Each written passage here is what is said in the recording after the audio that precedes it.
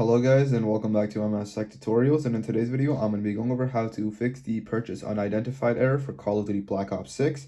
And basically this error just happened anytime you try to purchase Black Ops 6 in the PlayStation Store. So let's get started. So the first thing that you guys can do is you can go over to the PlayStation Store and just type in Black Ops 6 or just search for it. It should probably be the first one right here.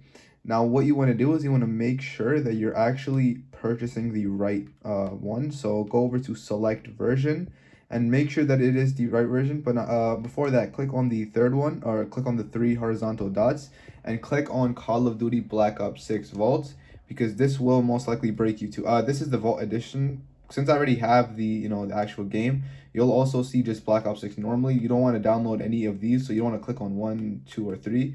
You want to either click on the Vault or the regular edition. So, and if you don't see it here for some reason, like I do see here, like this is the actual Black Ops 6, you will definitely see it right here when you click on the three horizontal dots. And you want to just click on right here, BO6 Vault. It should be under Vault.